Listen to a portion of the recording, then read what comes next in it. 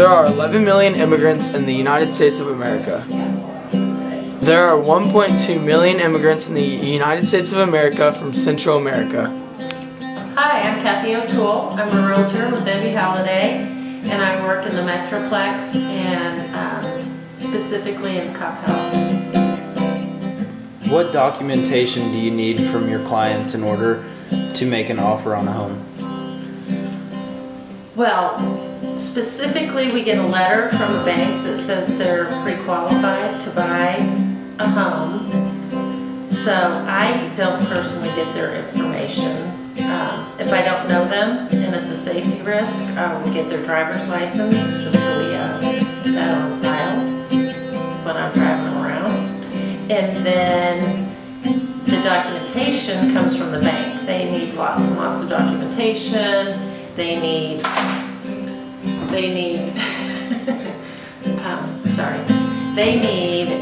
driver's license, social security card, their prior work history back 2 years, and their residence history, and they need a good credit score. Do you ever encounter a client that decides not to look for a house because they don't have enough money? Yes.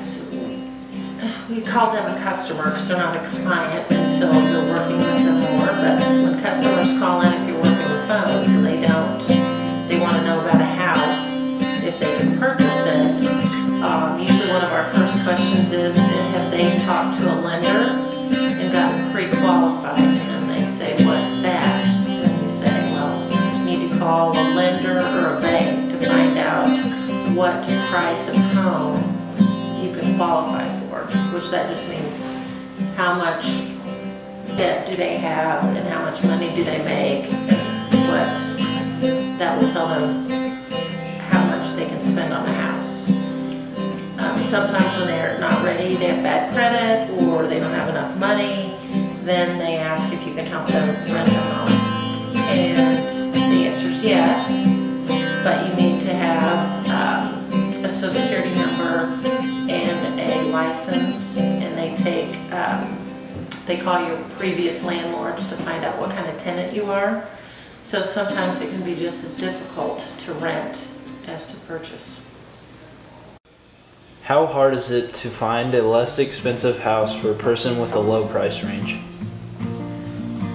It's not hard, it's just sometimes the client may want in a specific city or neighborhood that is over their price range, and so you have to show them the areas or towns that they can afford to buy in, and sometimes they don't like those choices, so they choose to rent instead of buying at that time, and then they try and save up to get the home in the city they would like to.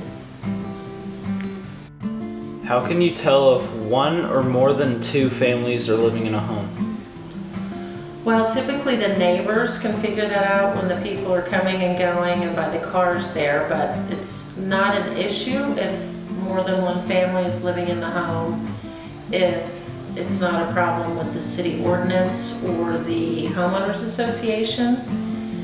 When you put more than one family in a rental home or an apartment, that becomes a problem because the landlord doesn't like that because he wants to get more rent and he doesn't want a lot of people in there tearing up his house. There are 1.2 million immigrants in the United States of America from Asia. There are 450,000 immigrants in the United States of America from Europe and Canada. My name is Jared. And where do you work? I work at Texas Nissan of Grapevine. Does working with illegal immigrants have any effect on you? No, none at all. Is the work ethic of the immigrants different from any other person? Not necessarily. Usually poor people have better work ethic most of the time, regardless of race. Is the salary you make compared to an immigrant different in any way? I don't work directly with immigrants, but I would think that I make more money than most do. How often do you encounter an illegal immigrant that is looking for a job? Not really at all anymore at my job. Is there a different time requirement to work for an immigrant compared to yourself? Like, what time do they work? Yeah, like, do they have more hours to work than you do? No, definitely not. Okay. Is there one type of race mostly associated with the immigrants you work with? Spanish descent usually. There are 6.5 million immigrants in the USA from Mexico.